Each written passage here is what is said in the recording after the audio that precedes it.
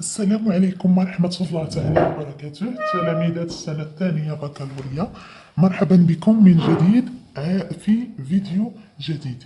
اليوم إن شاء الله غادي نقوم بتصحيح الامتحان الوطني الموحد للبكالوريا الدورة العادية سنة 2012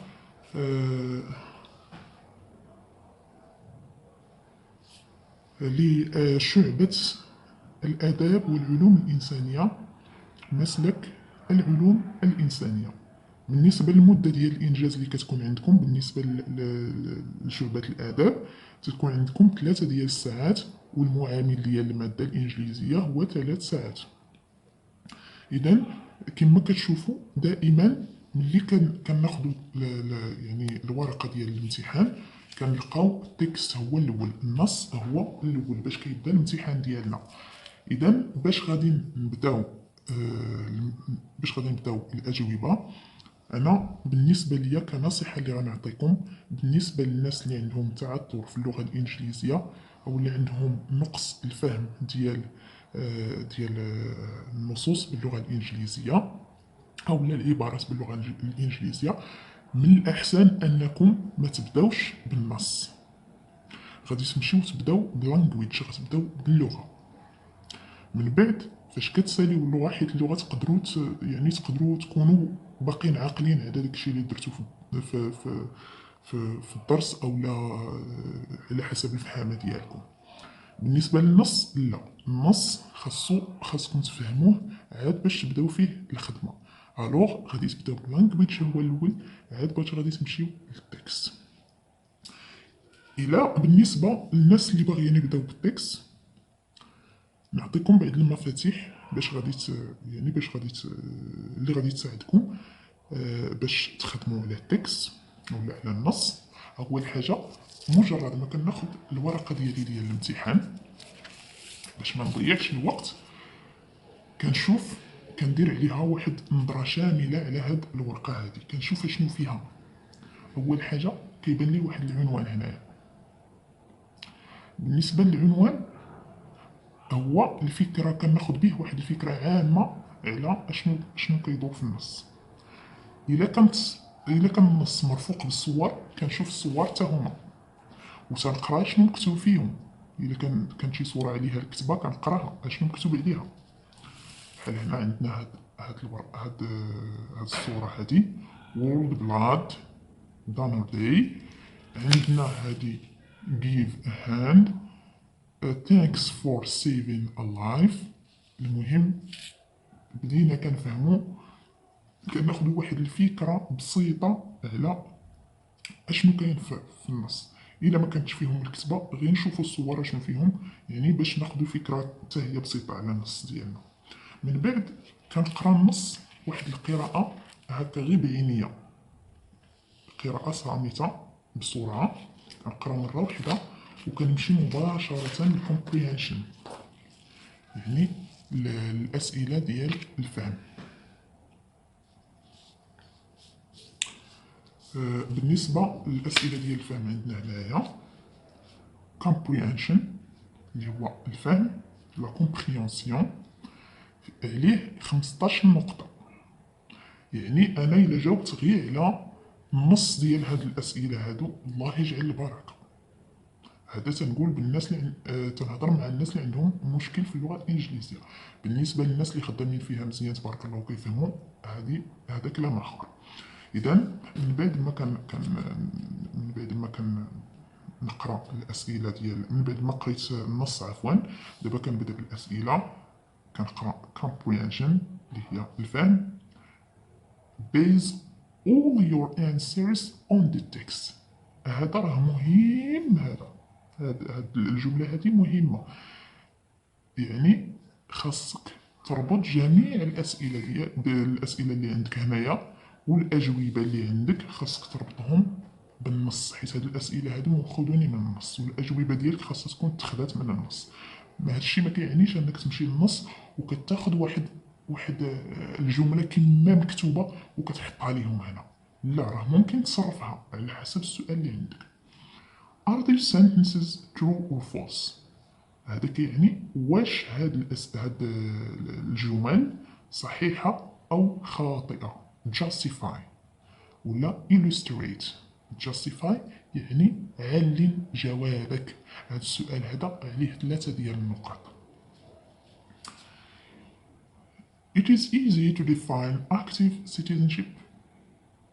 هاد الأجوبة هاد الأسئلة عفوا ب3 خاصك تجاوب عليهم واش ترو ولا فولس. إلا كانت مثلا هادي ترو يعني صحيحة كنجيب مباشرة تنكتب هنايا ترو. تندير 2 ديال النقاط. كنمشي كنرجع للتكست كنقلب على هاد الجملة هادي فين كاينة في النص. كنقلب عليها ولا شي جملة يعني فيها غير مرادف واحد اللي متغير وكتعني هاد الجملة هادي تنجي كنكتبها هنايا. كندير نفس الشيء الاخرى. مثلا هادي فولس كنكتب قدامها فولس وكنمشي كنجيب الجواب من التكست. علل جوابك ماشي غير نكتب ترو ولا فولس صافي. هذا راه ما كيتحسبش راه كيحطوا لك عليهم زيرو حيت عارفك هذيك ترو ولا فولس غير قمرتيها. نمشيو للسؤال بي. Answer these questions. أجب عن هذه الأسئلة. Why did the students set up a club for citizenship? هذا السؤال هذا مأخوذ من التكست. How did Nabil inform the public about the blood initiative? هذا حتى هو خاصك تقلب ليه على الجواب ديالو من التكست. هنا كتقلب على الجواب. ملي كتكون عندنا واي تنجيو تنقولو the students تنقلبو على السبجيكت ديال الجملة. the students ها هو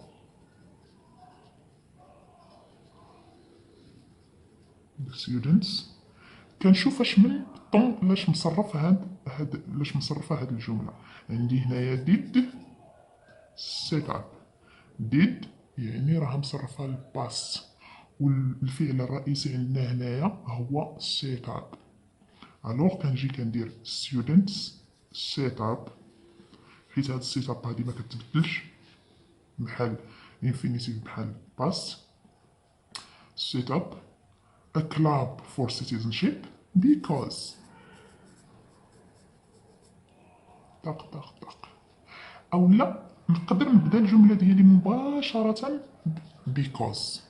يا اما كنبدا بهاد الطريقه يا اما كنبدا because. Why did Nabil inform the public about the blood initiative? هادوك الناس اللي كيديروا التبرع بالدم blood initiative. قال لك كيفاش نبيل تي يخبر الناس او لا كيوعيهم على التبرع بالدم. هاو كيفاش يعني كيف. واي يعني علاش لماذا علاش. هاو يعني كيفاش الطريقة خاصك تورينا كيفاش غادي تقلب لينا في التكست كيفاش هاد السي نبيل كيوعي الناس كيفاش طريقة كيف. هنا غادي نجيو نديرو يا اما نبيل informed ودائما كنشوفو كما قلت لكم كنشوفو لو طون اللي مصرف ليه السؤال. did نبيل inform يعني هنايا غادي نصرفو هاد inform للسيمبل باست. نبيل informed the public about the blood initiative by وهاد باي هادي غادي تجي موراها gerund. باي شي حاجة كيفاش يعني الطريقة غتكون هنايا. When was blood donated? When was blood donated? إمتى كان هاد التبرع بالدم أو لا إمتى كيتعطى إمتى تعطى هاد الدم إمتى تبرع بالدم. when متى يعني إمتى. هنا غادي نديرو السنة هنا في الجواب ديال هذا يا اما غادي يكون عندنا year اللي هو السنه، يا اما غيكون عندنا month اللي هو الشهر، يا اما غيكون عندنا week يعني الاسبوع، يا اما غيكون عندنا day اللي هو اليوم.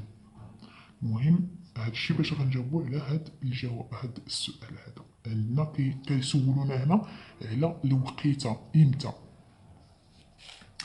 غنمشيو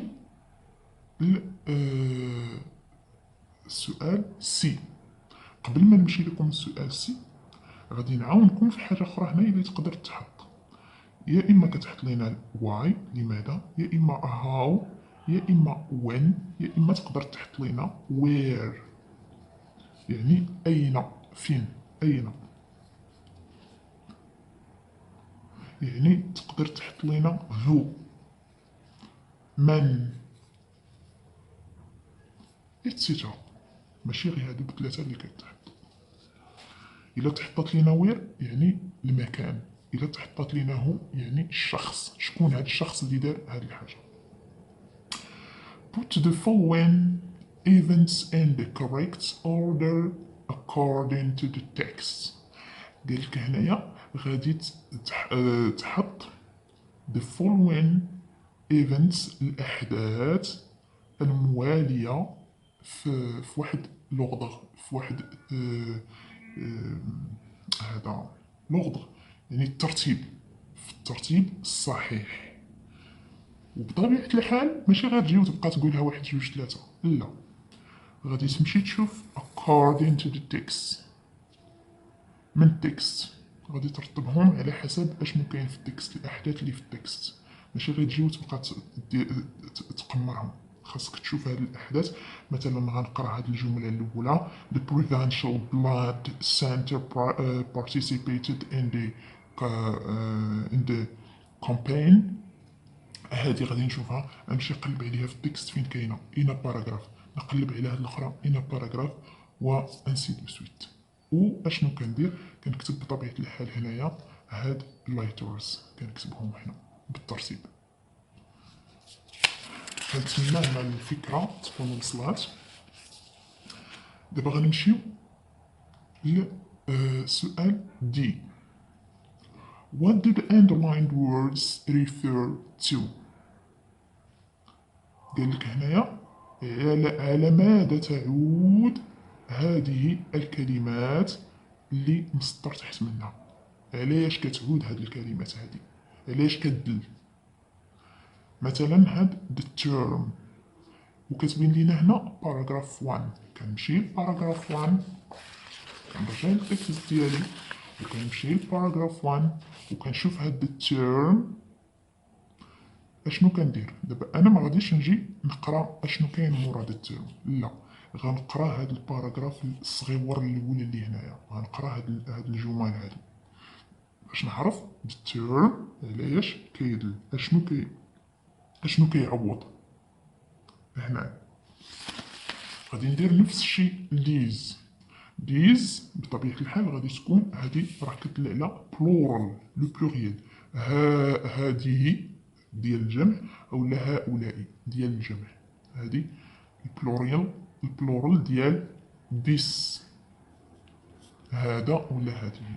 كنقلب على علاش كيدل هاد ديس. نفس الشيء الهيز، هذه كتعني شي حاجه ديالو، ملكه، شي حاجه ديالو. الوغ غادي نقلب شنا هي السميه ديال الراجل اللي تكتبات ليا في هاد الجمله هادي اللي قبل من هادي، اسم رجل او لا اسم ولد، اسم مذكر. شنا هي الاسم المذكر اللي تكتبات ليا قبل من هنايا غير في هاد الجمله هادي قبل ما نوصل لهاد هيز.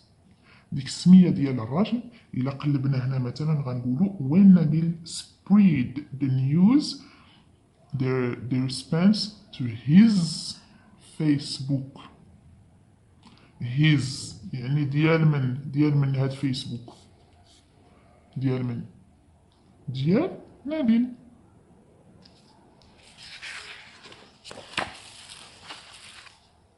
هنا راه تقدر تحط لكم مثلا her أولا their. her يعني شي حاجة ديالها، أولا شي حاجة كتعود ليها، أولا their شي حاجة ديالهم، هادو راه possessive pronouns هادو، أولا my شي حاجة ديالي، أولا my it's شي حاجة ديال كتعلق بالجماد، it أولا our شي حاجة ديالنا في بلاصة هاد his. ولكن إلا تحطات لكم شي وحدة من هادو راه المعنى ديالها شي حاجة ديالها، ديالهم، شي حاجة ديالي، شي حاجة كتعلق بالجماد، أو شي حاجة ديالنا our. دائما كتشوفوا الجملة اللي قبل من هاد الشيء اللي مسطر عليه هي اللي غتقلبوا فيها على الحاجة اللي غادي تكتبوها. Find in the text synonyms of the following words. قالك هنايا غادي تلقى من التكست find in the text synonyms يعني المرادفات of the following words، المرادفات المناسبة للكلمات التالية. عندنا هنايا readiness وعندنا هنايا started. غادي نمشي لباراغراف 2 نقلب على شي حاجة كتدل على readiness، عندها نفس المينين نفس المعنى، نكتبها هنا على حسب فهمتي. started حتى هي غادي نقلب في باراغراف 3، كنقلب على شي فيرب اللي مصرف للباست وكيدل اللي عنده نفس المعنى ديال started يعني بدأ. وهنا كنقلب على النون، لو نون، الاسم، ماشي adjective ماشي verb ماشي adverb، كنقلب على noun. دابا غادي نمشيو، هادي بالنسبة للطريقة باش كنجاوبو على التكست. دابا غادي نمشيو كيفاش غادي نجاوبو على language، على اللغة. language حتى هي عندنا 15 بوينت، 15 نقطة. Fill in the gaps with appropriate words from the list. قال لك اسيدي هنا املأ الفراغات بالكلمات المناسبة من يعني من هاد لا ليست هادي. عندنا must هادي كتعني obligation أو لا necessity. must في الباست ديالها تنقولو had to، هذا راه في الدرس ديال المودلز. need to يحتاج أن. wouldn't هاد wouldn't راه هي الباست ديال will. wouldn't may وهاد wouldn't هادي راه غالبا كنستعملوها في conditional 2 and 3 في بلاصة will. may راه تنقولو maybe يعني it's possible maybe. needn't يعني ما محتاج، ليس بحاجة، وتا هي راه داخلة في موضوع صهاد needn't.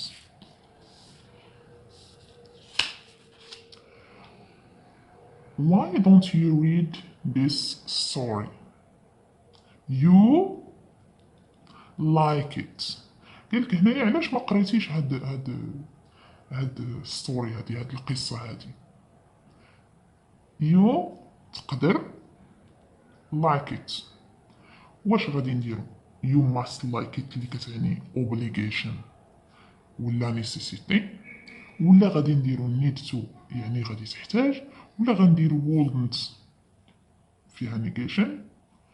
عندنا may يعني تقدر it's possible، ولا you needn't ما محتاج. قالك هنا علاش ما قريتيش هاد ستوري، واش غادي دير ما محتاج تبغيها، لا غادي دير you must necessity تبغيها. المهم شنو غادي نديرو هنايا، انا كما قلت لكم، انا شرحت لكم هادو. why don't you read this story؟ علاش ما قريتيش هاد ستوري؟ تقدر تقدر تعجبك، يعني كون غير قريتيها راه تقدر تعجبك. السؤال الثاني، يو دابا غادي نمشيو للسؤال سي في language. give the correct form of the words between brackets. هنا قال لك غادي تعطي لا فورم الصحيحه لهاد الكلمات اللي بين قوسين. غنجي مثلا لهنايا غنشوف هاد الجمله هادي I'm really sorry for this. I didn't mean to hurt you. ملي كنقرا هاد الجمله هادي، هاد الجمله هادي عفوا، كنفهم بانه هذا الدرس ديال prefixes and suffixes. يا اما غادي نزيدو شي حاجه في الاول ديالو اللي كتعني سوء الفهم، حيت هنايا علاش سوء الفهم بالضبط؟ حيت I didn't mean to hurt you، ما قصدتش نجرحك. الوغ شنو غادي ندير هنا؟ واش غادي نزيد suffix ولا prefix؟ نشوفو هادشي في الفيديو القادم. recent developments in medical، التطورات الحالية أو لا التطورات يعني الأخيرة in medical have given people a lot of hope. عطات الناس فرص ولا آمال كتير. الوغ باش غادي نعرفو شنو غادي نديرو هنا، غنجي هنا كنشوف عندنا واحد preposition اللي هي in. ملي كتكون عندنا هنا preposition، واش كيكون عندنا هنايا verb لا adjective ولا noun ولا adverb؟ انا نقول لكم الجواب. هنا الا كان عندنا preposition غادي يكون عندنا هنايا noun. recent developments in، نديرو هنا noun have given people a lot of hope. هنا غادي نحولو هاد medical اللي هي adjective نحولوها لnoun. هنا درس ديال prefixes وهنا ديال suffixes. دابا غادي نمشيو للسؤال دي put the verbs in brackets in the correct tense. هنا قال لك غادي توضع لي فيرب اللي هما الافعال اللي بين قوسين in the correct tense للزمن الصحيح. tourism be، عندنا be between brackets. باش غادي نعرف انا الزمن الصحيح اللي غادي نستعمل في هاد الجمل هادو، خاصني نقرا الجمله كامله حتى النقطه، كنشوف واش عندي شي indicator of time تما، يعني شي حاجه اللي كتدل على هذاك على زمن من الازمنه، يا اما كتدل على البريزنت يا اما على الباست يا اما على الفيوتشر. الوغ tourism عندنا بي a vital sector to Moroccan economy. ما بان لينا هنايا حتى شي حاجه كتدل على لا الباست لا البريزنت لا الفيوتشر لا حتى حاجه. ملي ما عندنا حتى حاجه الوغ هادي غادي نصرفوها للسيمبل بريزنت، حيت ما بانت عندنا حتى شي حاجه، يعني بحال اللي كتهضر لينا على شي هابيت او لا كتهضر لينا على شي حاجه اللي كاينه حاليا. The authorities work، عندنا the verb to work hard for many years to promote the tourist industry. عندنا هاد authorities اللي هي الحكومة work hard for many years. عندنا هاد for many years، واش many years تدل على present، واش كتدل على future، واش كتدل على continuous form؟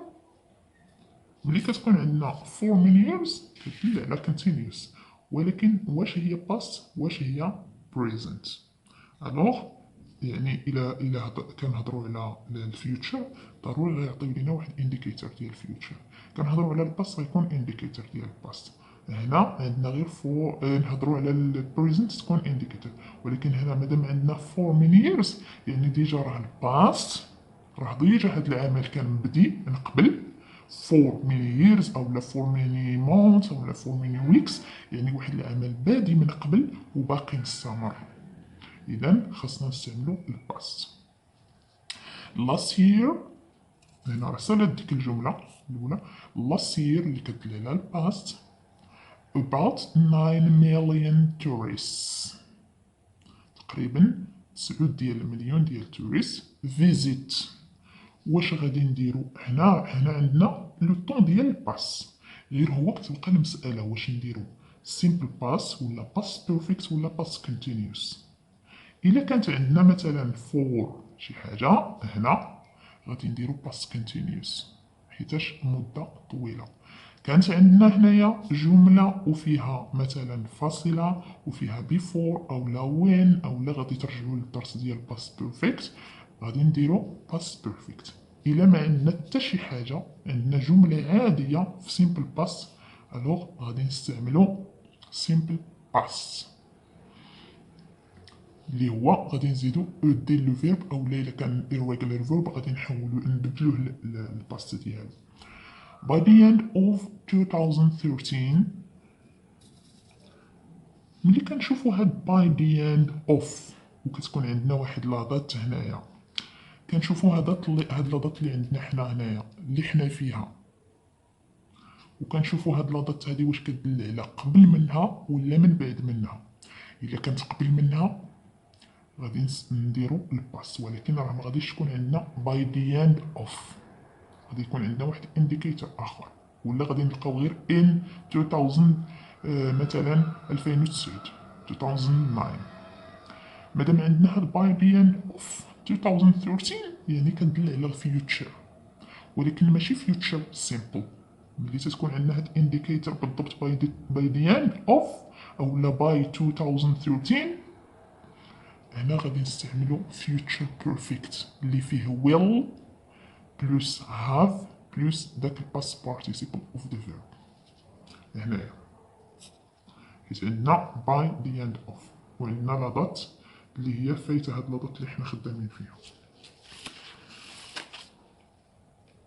نمشيو للسؤال دابا غادي نمشيو للسؤال اي اللي هو rewrite the sentences beginning with the word given. قالك هنا غادي تقوم بإعادة كتابة هاد الجمل هادو وغادي تبدا بالكلمات اللي تعطاو لك. اشنو كندير في هاد السؤال هذا راه كيشمل بزاف ديال الدروس يعني خاصكم تردوا البال. عندنا هنايا الجملة اللي الكلمات عفوا اللي تعطاو لينا if I مباشرة ملي كنشوف if كنفهم بأنه هذا الدرس خاصني هاد الجملة هادي خاصني نستعمل فيها conditional ولكن كتبقى المسألة واش هاد الدرس هذا ديال conditional type 1 ولا type 2 ولا type 2. باش كنعرفو الفرق بيناتهم كنجيو للجملة اللي عطاونا. إلا كانت هاد الجملة اللي تعطات لينا في present في simple present هاد الجواب هذا غادي ندير فيه conditional type 2. إلا كانت تعطات لينا simple past غادي نستعمل conditional type 3. باش غادي تفهمو أكتر هنا عندنا I'm هي the verb to be in simple present وكاين عندنا negative form. خاصكم تردوا البال حتى لهاد المسألة واش هاد الجملة في negative form ولا جملة في affirmative form. وعندنا هنا I can't solve عندنا simple present هنا و simple present هنا. شنو غادي ندير أنا مادام عندي هنا simple present وهنا simple present يعني خاصني نستعمل هنا conditional type 2 والقاعدة ديال conditional type 2 هي if plus subject اللي هي if clause هاد النص هاد الجملة الأولانية if clause plus subject plus verb in simple past وتكمل الجملة ديالك دير كما وغادي دير another subject اللي هو subject ديال الجملة الثانية subject called أو لا would وحدة فيهم called ولا would على حسب شنو عندك بلاس فيرب. هذا الفيرب هذا اللي تيكون هنايا بير انفينيتيف، ما فيهش ما مصرفش للباس، كدير مباشرة بير انفينيتيف مورا هادي. الا كانت عندنا هاد الجملة هادي في سيمبل باست، مثلا كانت عندنا في بلاصة هاد I am not كانت عندنا I was not، وكانت عندنا هنا couldn't. ملي كتكون عندنا هنايا سيمبل باست يعني وبداو لينا ب if، غادي نديرو هنا conditional type 3، والقاعدة ديالو هي في if clause كتكون if plus subject plus verb in past perfect. past perfect اللي هي past perfect اللي هي had plus past participle of the verb. غادي ترجعوا ل past perfect باش تعرفوا، رجعوا لهذاك الفيديو اللي فيه past perfect كما، وغتكون عندنا هنا could have أو لا would have plus verb plus هذاك لو فيرب اللي عندكم، الفيرب الرئيسي ديال هاد the main clause، عندنا if clause و the main clause. وحاجة أخرى كنشوفو إلا كانت عندنا هنا negative form، ملي كنديروها في if clause في conditional كنرجعوها ل affirmative form، ونفس الشيء لهادي. إلا كانت عندنا هنا نيجاتيف كنقلبوها لافيرماتيف، والعكس صحيح، إلا كانت افيرماتيف نرجعوها نيجاتيف، ونفس الشيء لهاد لابارتي اللي فيها اف كلاس. دابا غادي نمشيو للجملة الثانية. The world financial leaders signed a new trade agreement last month. عندنا هنايا هاد الجملة جملة عادية، جاو بادين لينا بهاد a new trade agreement. ملي كيجيو كيهزو ليكم واحد طريف من الجملة من الاخر ديالها وكيحطوه هنا، كتفهموا مباشرة انكم غادي تستعملوا the passive voice. كتفهموا بانه هاد الجملة هي في active voice، وانتم غادي تحولوها ل passive voice. كيفاش غادي نديرو لها؟ غنجيو نقراو هاد الجملة. The word financial leaders، هذا هو السبجيكت ديال الجملة. عندنا هنا the verb ديال الجملة، وعندنا هنا direct object ديال الجملة. هاد direct object هزوها هما جابوها لينا لهنا، عاونونا يعني وراونا شنو غادي نديرو. كنشوف هاد الدايركت اوبجيكت واش هو سينجلر ولا بلورال، كنشوف واش فيه اس ولا ما فيهش. الا ما كانش فيه اس كنصرف هاد لو فيرب اللي هاد لو فيرب تو بي، الا كان سينجلر كنصرف هاد لو فيرب تو بي للسينجلر، الا كان فيه اس كنصرف لو فيرب تو بي للبلورال. وكنشوف دائما هاد لو فيرب هذا واش هو في البريزنت ولا في الباست. الا كان في البريزنت خاصكم ترجعوا للباس ديال باسيف فويس حتى هو. الا كان في البريزنت كندير هنا دي فيرب تو بي، كندير هنا is. الا كانت عندنا هادي سينجلر، الا كانت بلورال كندير ار. وهاد لو فيرب هذا الا كان من الريغولار فيربس اللي كيتلاو بو دي كنخليه هكا كيما هو، كنجيبو كنحطو هنا هنا. الا كان من بين لي فيرب ديال irregular verbs خاصني نبدلو، خاصني يعني نقلب ليه على لا فورم الصحيحه ديالو. صافي هادي ها هي جابوها لهنا. هضرنا على دو فيرب تو بي، هضرنا على هاد لو فيرب خاصو يجي لهنايا، ومن بعد كنديرو باي هذا باي سابجيكت.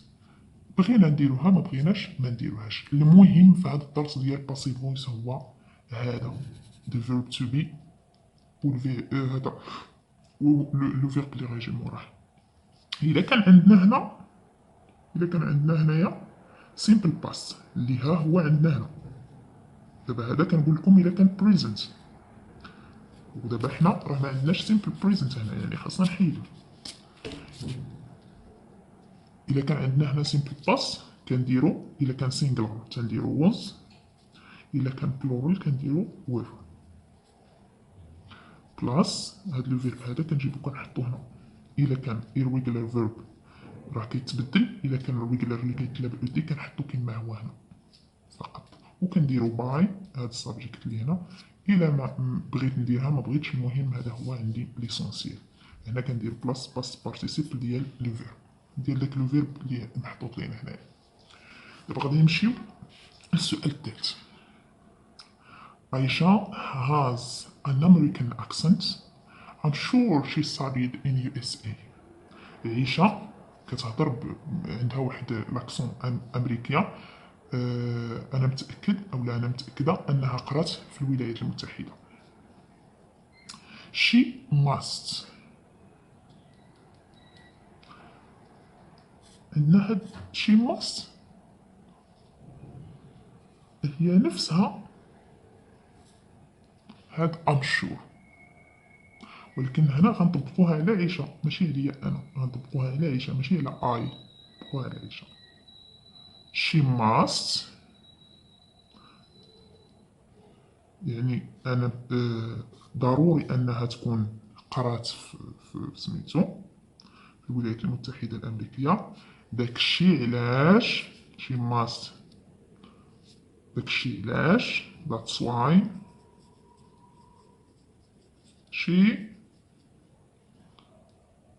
she has an American accent عفوا.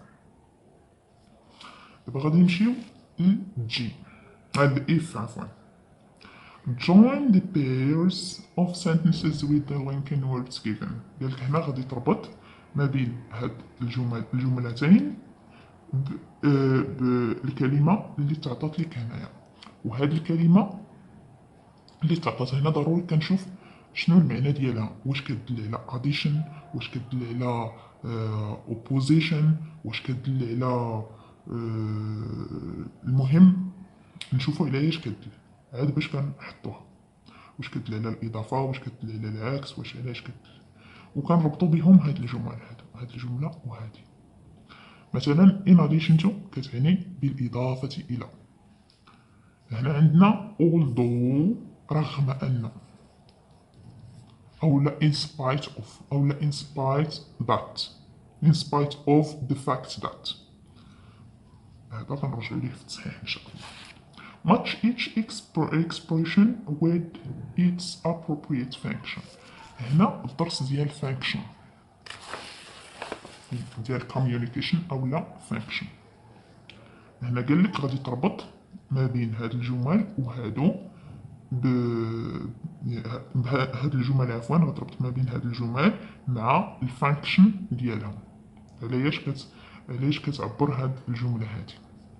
عندنا هنا expressing opinion إبداء الرأي، giving advice إعطاء نصيحة، making a suggestion اقتراح، asking for إعطاء اقتراح making a suggestion. وهنا عندنا asking for clarification. asking for clarification يعني طلب توضيح. كنشوفوا هاد الجمل هادو عفوا غنشوفوهم معكم في التصحيح. كنشوفوا هاد الجمل وكنربط كل وحده بما يناسبها. بطبيعه الحال نكتبوا هنايا letters.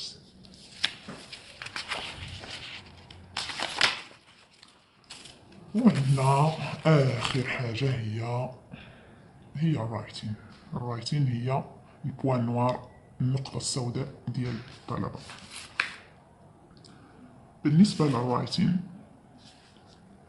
اللي كان كيفهم شويه في لونجلي عنده شويه ديال لاباز راه كيكتب.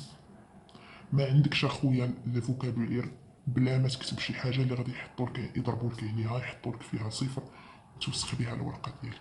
خليها هكا بيضاء. الا عندك شي شويه ديال الفوكابولير كتب واحد 3 ولا 4 ديال السطيرات يكونوا نقيين وزويونين. جمل تكون قصيره يكون فيها subject verb direct object ونقطه. ما تكثرش عليك تفادي الجمل الطويله. بالنسبه للناس اللي متمكنين من اللغه حاولوا تفاداو كتابه جمل تكون طويله بزاف. اقتصروا على جمل يكونوا قصار ومفيدين. subject verb direct object. هادشي علاش هذه هي الطريقه باش غادي تكتبوا. بالنسبه للباراغراف كتبداو دائما بالفكره العامه، يعني كتاخذوها من هذا السؤال اللي عطاوكم. كتبدا بالفكره العامه، من بعد كدير افكار مجزأة، كدير جوج او ولا ثلاثه ديال من بعد كطرح واحد السؤال، كطرح سؤال في الاخر ديال هذيك الباراغراف الاولى. من بعد موراها كدير واحد ثلاثه ولا المهم جوج ديال السطوره ولا ثلاثه في كل باراغراف، غير قصار كما قلت لكم، يكونوا مفيدين.